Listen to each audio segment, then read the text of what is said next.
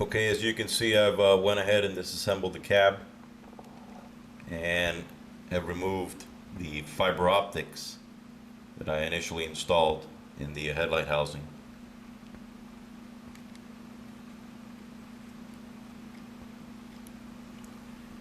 And what I did, I cut back the tip or the flared out portion that creates the lens, as you can see there. I'll have to do the same to the second one. I also went ahead and will be gluing in one of these surface mount LEDs in each of the headlight housing. I've got one glued in there or positioned in there already.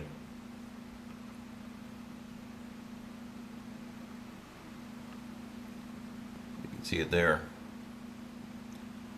I'll position the other one, tape it down, then I'll install the flared portion of the fiber optic or the lens, if you will, cut back and insert one in each hole of the headlight, and then proceed with the connection. And we'll see how that turns out. Okay, so I've got both LEDs installed and basically held there by tape inside of the light housing. And I'm going to go ahead and glue the lens using Formula 560 RC canopy glue. And I'll go ahead and put a dab inside each of the headlight housing holes, insert the lens, and we'll go from there. Okay, I'm working on getting the cab back on the main body, and you can probably see the wire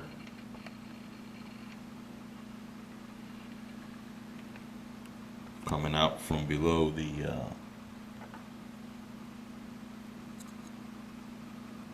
this fiber optic here, the small red wire.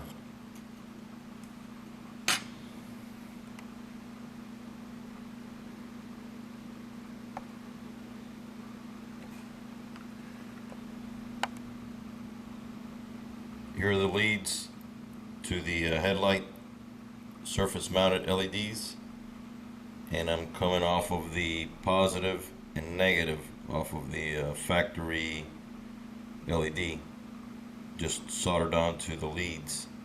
The one on the right is positive, or as the locomotive is facing forward, and if you were sitting in the locomotive, the one on the right is positive, or the long lead of the LED. The one on the left is negative. That's the short lead. So I soldered it on, taped it down, and I'll put the shell back on and give it a test run. See how it looks. Okay, so here it's been reassembled. I'll crank it up and let's see how the headlight looks.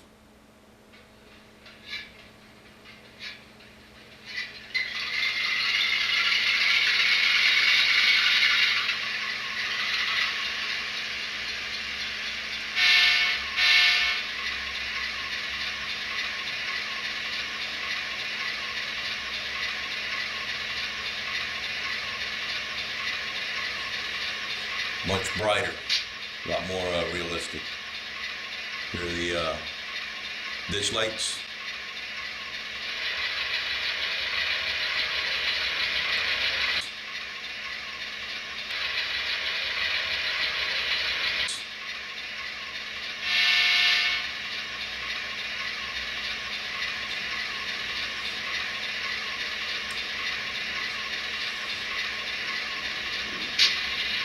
And let's see it in operation.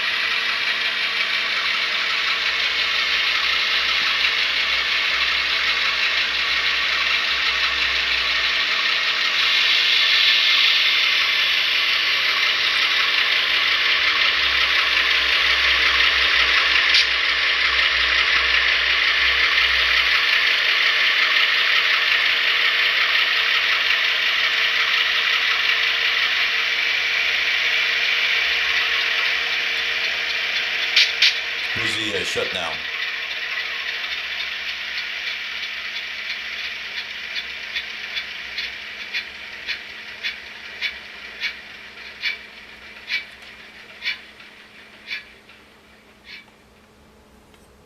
All right, guys. So in just to say a few final words on this project. To me, Cato, by far, number one when it comes to quality and performance. You have to go through some trouble, like I did, and by no means was this my idea. This was all inspired by NS Modeler 24, who basically gave me the inspiration to start this project. Main differences: this was the stock unit. This is how this initially looked. In his video, he explains how the headlight will be changed from the nose position to up in the cab, as the C40-9s have for Norfolk Southern. The other difference is the light bar, the ditch light bar. As you can see, this was the stock ditch light bar that comes in the unit, and the drawback with this system is that both ditch lights are illuminated at the same time because they pick up the light from the factory LED. In my install, as you saw, I installed surface mount LEDs, which are very small, inside of the housing of the ditch lights, and ran the wires and connected it to the decoder. And obviously also put initially started with my own fiber optics, but in the end I noticed that did not work, or didn't look as good as having a surface mounted LED up in the headlight. The other difference, as NS Modeler also did, was to install the rear